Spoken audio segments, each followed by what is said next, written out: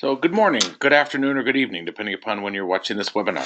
My name is Dave Nagel, and I'm very excited to be coming back to Central Unified to work with the teachers and the leaders as we kind of take a deep dive into prioritization of the standards, specifically K-8 for ELA and math. And so this is a quick overview, I believe predominantly for some of the instructional coaches and other leaders that are going to be supporting those days. When I'm really transparent, I tried to condense some of the information into this webinar so that way it was useful.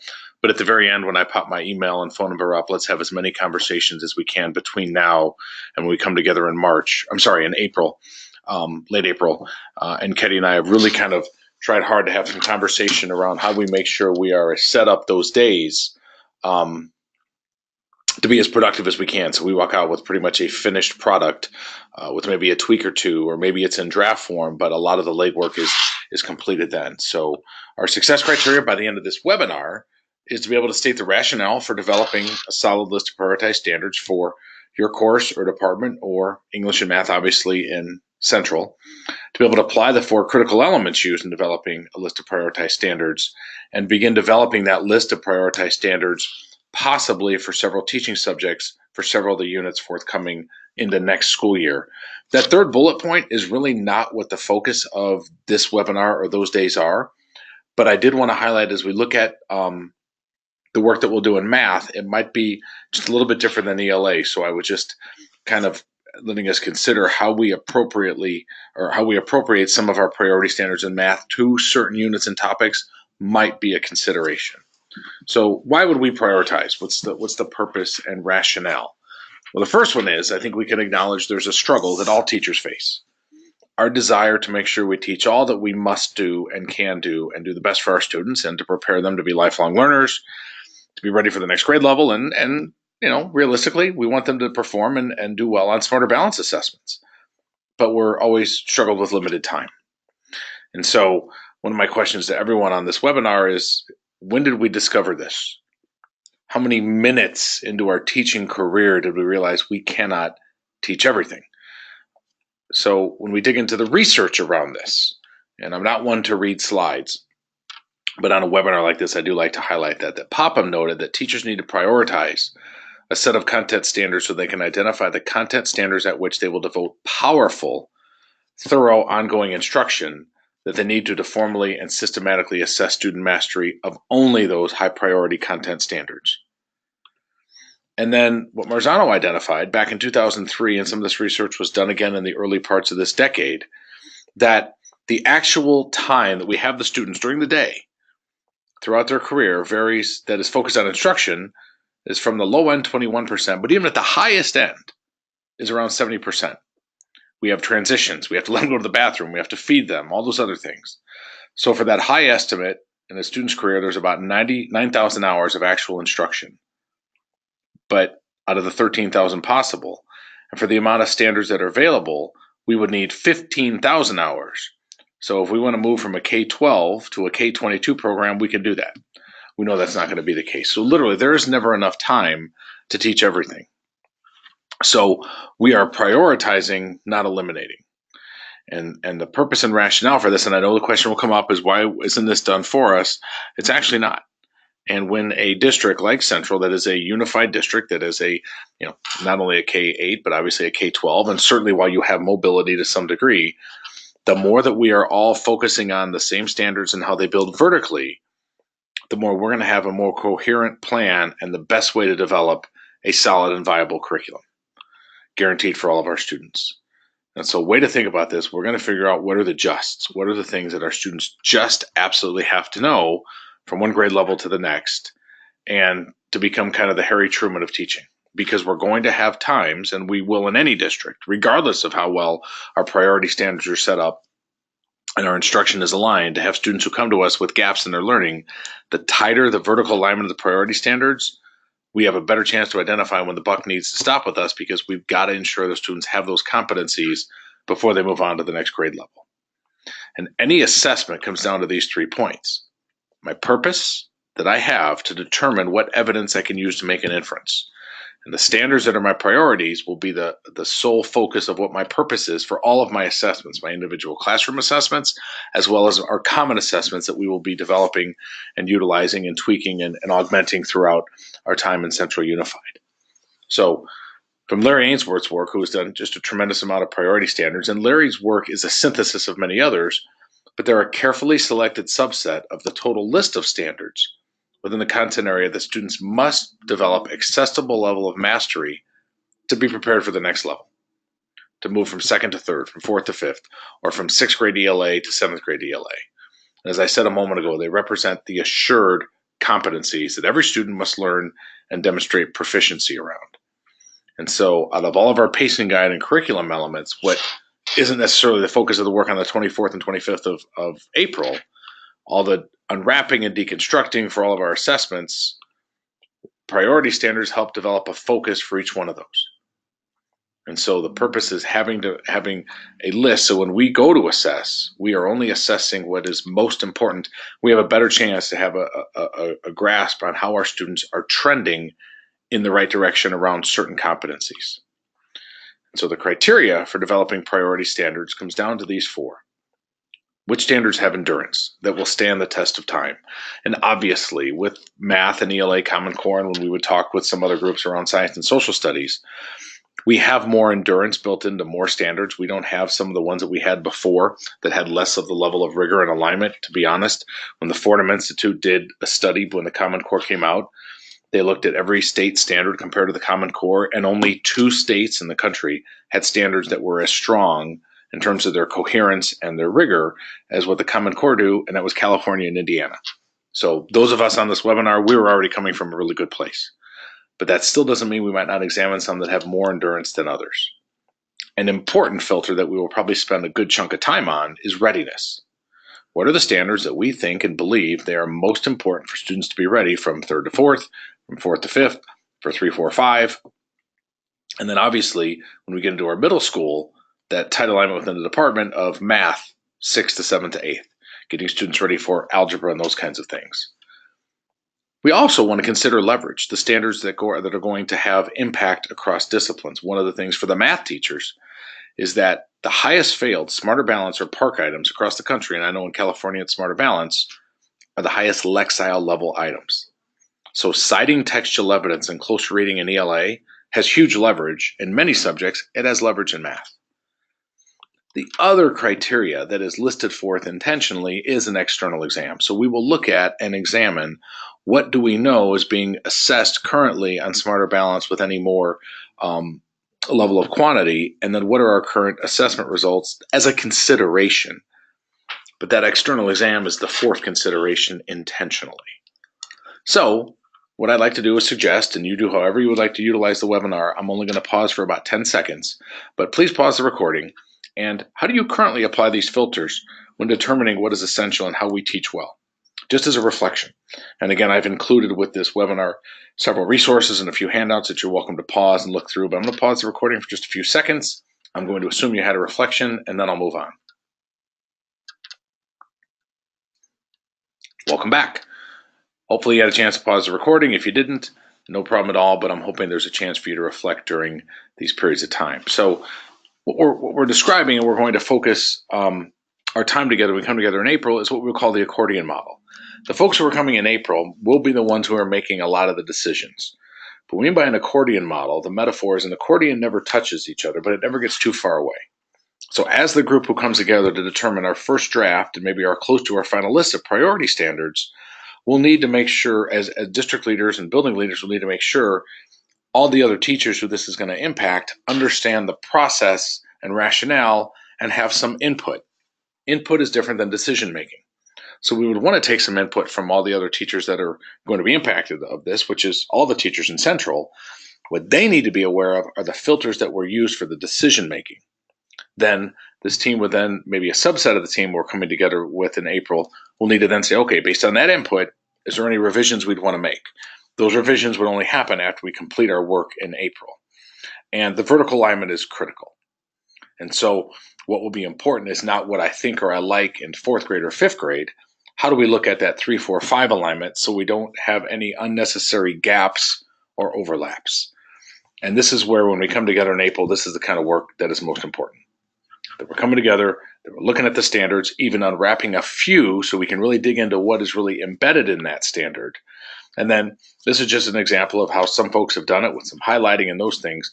We haven't determined completely our level of this type of work versus electronic work. And so that's something that we're kind of deciding. We probably will not put them on chart paper like this. I'm showing an example. This was about 6 years ago when I did it with a group. I have found now it's just so much easier to do this electronically. But the key or example that I'm highlighting here is we could look from K to 6. Are we seeing the type of connections we would want, so we don't see places where there's a gap or an overlap that would make the guaranteed and viable curriculum less effective and guaranteed and viable for all of our students? Supporting standards are the ones that we're going to identify that support or enhance the priorities. They're taught within the context, and they don't receive the same degree of instruction and assessment emphasis. And they become the scaffolds that help students understand and attain more of the rigorous comprehensive priority standards. Whenever students are citing textual evidence, there's going to be a support of writing or speaking and listening.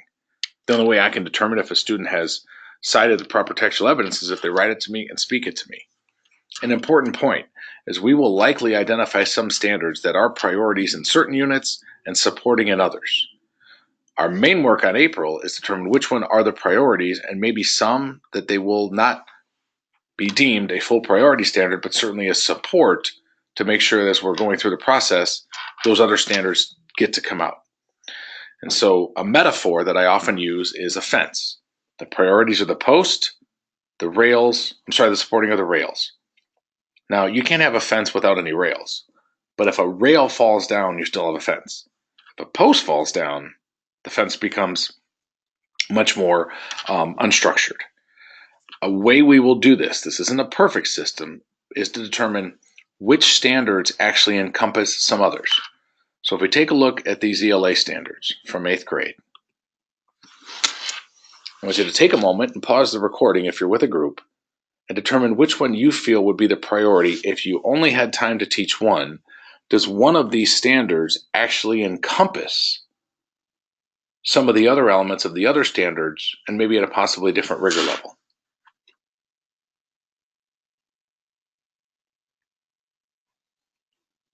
So hopefully you've had a chance to pause the recording. I'm trying to keep the amount of time in the recording minimums. Hopefully you have a chance to pause. And this is not a perfect system, but most groups that I work with would say if we had to select, not that we might not choose all of them, we might determine that standard 8.6 is actually where we're going to go, because we see the analysis, how the author acknowledges and responses to conflicting evidence.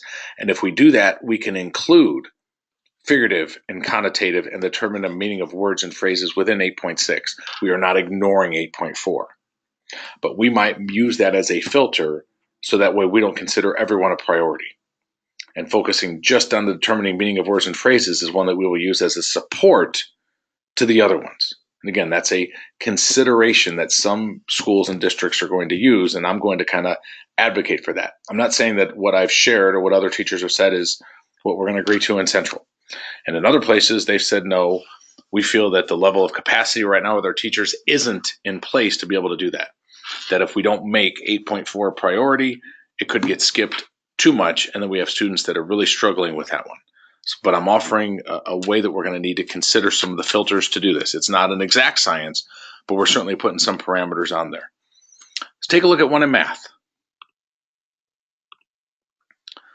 I'm going to pause the recording for just a moment. Please hit pause if you need to read a little bit longer, because I'm trying to keep the quantity of the webinar as short as possible, but still offering the same amount of evidence there. So again, imagine if the school year was going to end and we only had time to teach one of these really, really well. Most math teachers I work with go here, because what they feel is that informal argument and the formulas and the circumference allows them to bring in the pieces of two-dimensional and three-dimensional objects, that they feel they could teach B4 through A1. And so again, that is a filter. Now we're going to talk in a moment about the math standards. We're going to be addressing almost every math standard. We're going to be touching on them at some point in time. So it's a slightly different filter when we pull these out and prioritize them. One final footnote with ELA before I dig a little bit more into math, and we are not necessarily going to get to this level in April. The point is not to get here where we would have articulated these out, and this is not perfect. This was just a quick draft from a district I had worked with in California actually a couple years ago. But once we determine what our priorities are, then we determine when they are taught. So for example, when we determine our priority standards, we are obviously saying they're important, that they're going to be taught multiple times. And for a standard like RI or RL 1 and 2, those are always going to be hit multiple times. And in some units, they're a priority. Some units, they're a supporting standard. Again, the purpose is not to get to this piece for ELA in April, but it is a seed that I wanted to plant as to what products this could help us with. And as a teacher, it is so enlightening to me, and not enlightening, but it's an eye opener to me, and really kind of opens my ideas and my path, and is very liberating. It's the term I was trying to use, to know, okay, I've got some standards that my students are not mastering yet, but I know we're going to address them in subsequent units. And it's a way to allow me to go, okay, not saying they're there yet, but I know we're going to be hitting that standard multiple times. So, quick reflection, how does looking at priorities in some units being addressed as supporting standards, what does that get us to think about? Take just a moment, pause the recording. I'll bring us back in about 10 seconds in terms of my recording and my time, but if you need to pause longer, please do so. Welcome back. Hopefully you had a chance to have a good reflection around that, and now we're going to move on to our last part. So what we'll do is we'll work through a process where we list all of our standards and determine and put them through the filter of endurance, leverage, and readiness. One footnote that I like to add in, and it might not be something that we can or need to do when we're together in April, is what I've highlighted in red. And this is where, as we determine our priority standards as a whole on a year-to-year basis through our school improvement plan analysis, and when we get our external assessments back, obviously our Smarter Balance for grades 3 through 8, are there any results that support extra emphasis of certain standards?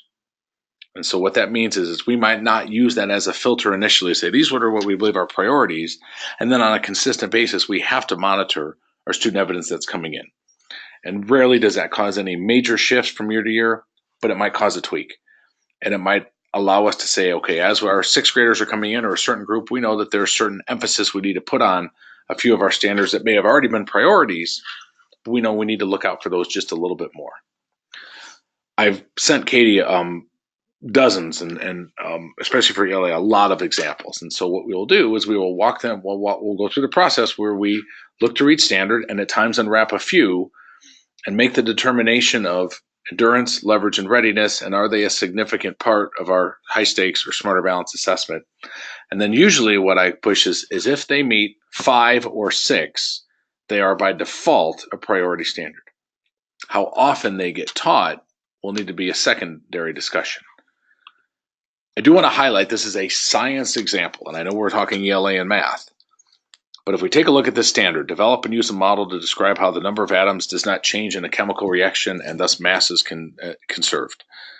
As a former science teacher, I get that. There's not a lot of endurance there. You can actually get through life and not know how to do that. And as a former science teacher, I can push back on the science teacher who would say you need to know that. You really don't. It's important for science. Point I am making is that that standard only met 3 of the criteria. But in that district, it was a priority standard because they say this is part of our science program and we believe in that. So that number of 4 or 5 that we determine, what we might say though, is this is a standard that we're hitting in every one of our classrooms. In ELA, that doesn't happen as often. It will to some degree in math. So that number of checks, when we hit 5 or 6, it's a priority.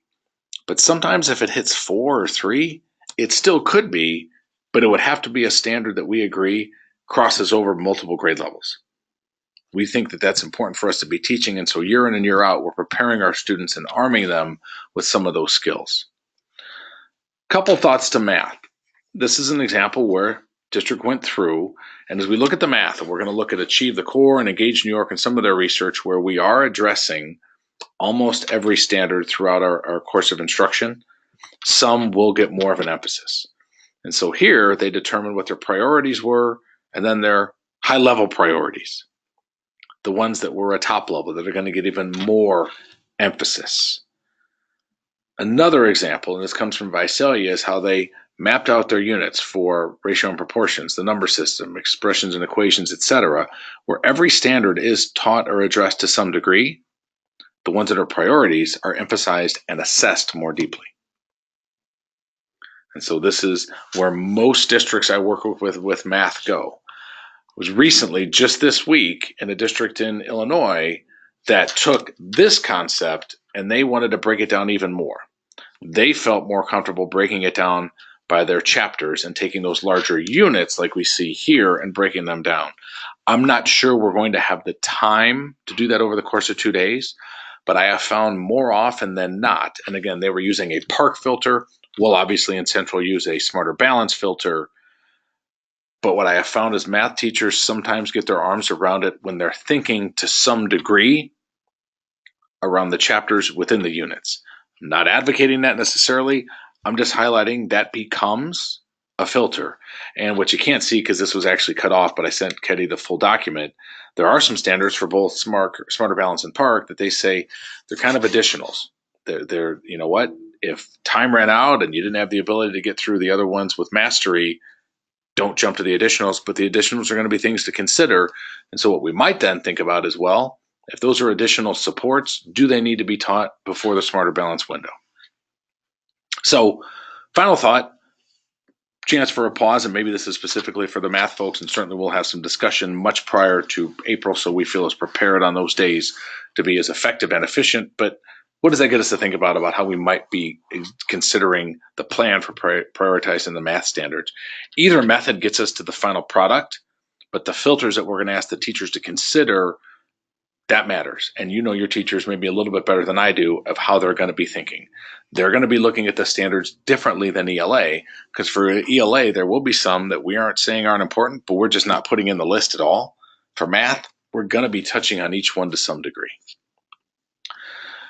So what to bring? And Ketty and I are finalizing some comments on documents, both electronic as hard copies, and we will make sure that, and I want to just emphasize anything I can do to help support this team that's going to be helping support the work moving forward. And I know some of the teachers who are going to be just part of that.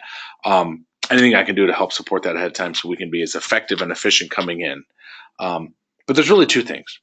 We have to have the ability to support our teachers, and that means those of us on this are going to be in the kind of the coaching leading role and the actual participants supporting and validating the rationale for determining our priority and supporting standards.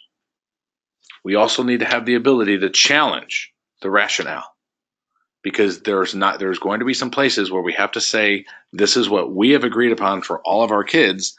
It's not just a majority rules or always just the easy consensus voting, but there is going to be time when we have to challenge, and there's going to be times we got to go. If time wasn't an element, we'd be able to do it all. But what are the things that we say? If you are going through our third, fourth, fifth, and into Glacier and the other middle schools, here's what every student in Central is going to be expected to master, and these are the standards that, as a teacher, they come before others. It actually will open up and augment probably our creativity with some of the curricula we will use, but it will force, in a good way, an emphasis for instruction and assessment of our certain standards. Thank you so much. I'm so excited to come back and see my friends again in Central. I've always just been so honored and humbled. It's just a first-class operation, and I think this is a great endeavor for the district to move forward with the visible learning work that takes it into kind of the instruction and assessment mode. Please do not hesitate to reach out on an email. You got my cell phone number. Do not hesitate anytime to reach out there. So I appreciate your time. Look forward to seeing everybody soon, and have a great rest of your week.